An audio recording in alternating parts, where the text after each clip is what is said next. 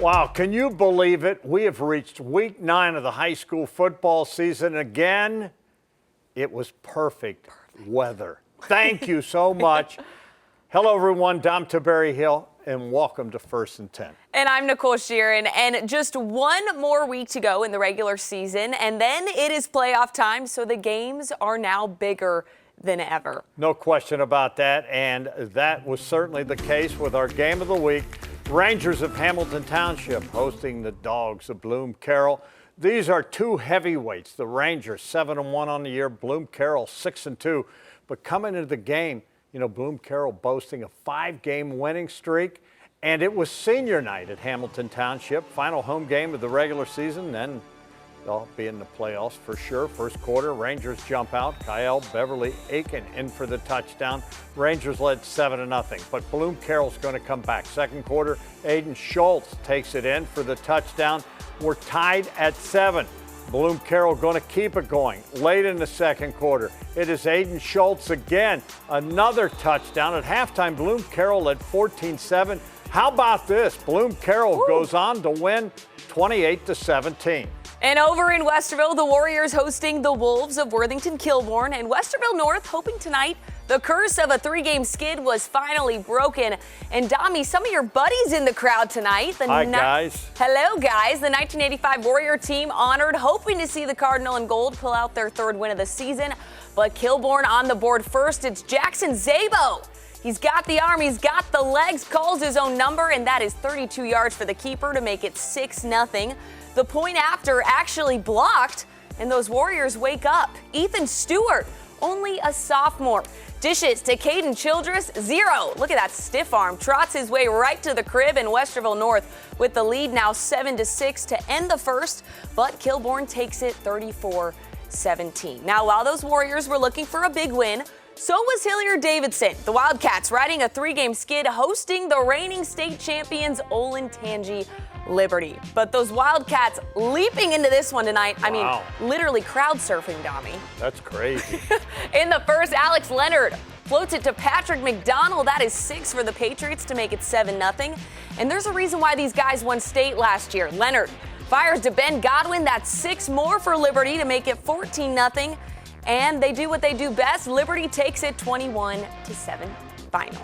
All right, next up, we head to Olentangy Orange. Those Pioneers hosting the Jaguars of Hilliard-Bradley. And Orange having a heck of a season, coming into the game with an 8-0 perfect record. Bradley 4-4 on the year.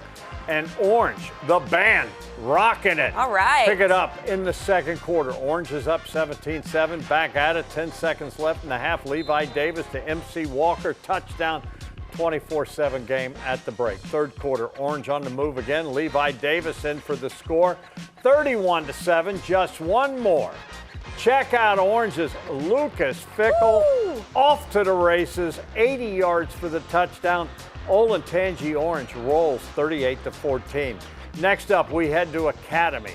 The Vikings hosting the Silver Knights of Bishop Reedy. Academy coming into the game with a 6-2 record. Reedy 4-4 on the year. Third quarter, Academy's up 21-0.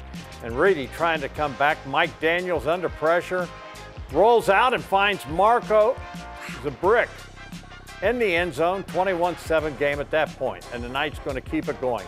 Markel Small right here will get in for the touchdown. The extra point was no good. It's a 21-13 game. Now, fourth quarter, Academy's up 21-19. Reedy going for it on 4th down, and the Viking defense says not today. Holds them. Academy goes on to win 29-19.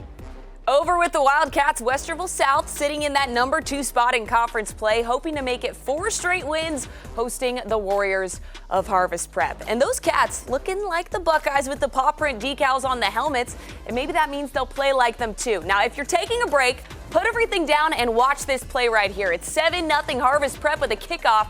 Patterson back to receive for Westerville South and turn on the Jets. There's a reason why he wears number 0, because it's Patterson and nobody else. The Cats with a statement score in the second to tie it up at 7s.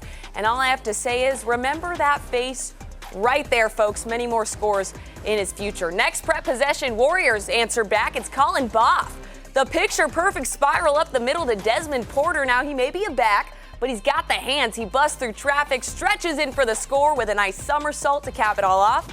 And that's when I say, da-na-na, da-na-na. That is Porter's second score of the night to make it 14-7 Harvest Prep. But Sal takes this one in overtime, folks. 29-28 final. Do that song again. Da-na-na, da-na-na. That's going to put a wrap on our first 6 games, but we are far from done. Oh, we have got so many more games. We still have highlights from 4 more coming up for you. 1st and 10. We'll be right back.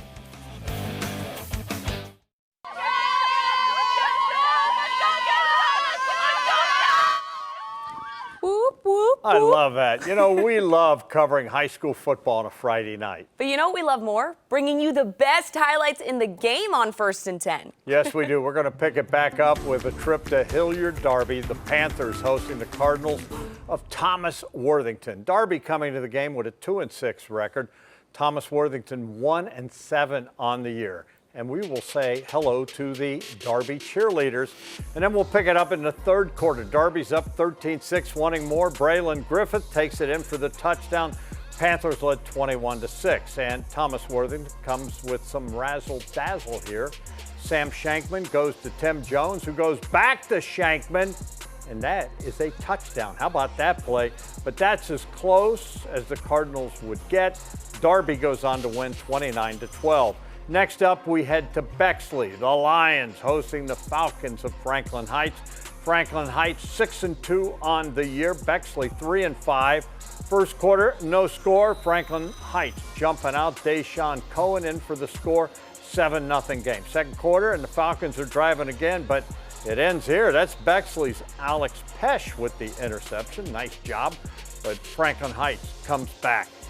It is Deshaun Cohen in for another touchdown. Franklin Heights wins it 35-7.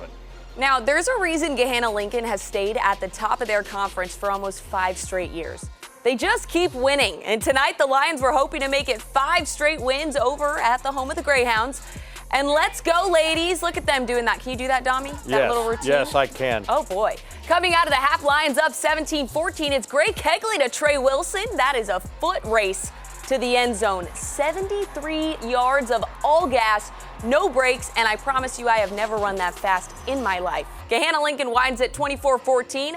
In the 3rd, it's Kegley to Jaden Elston. That's 16 yards right on the letters.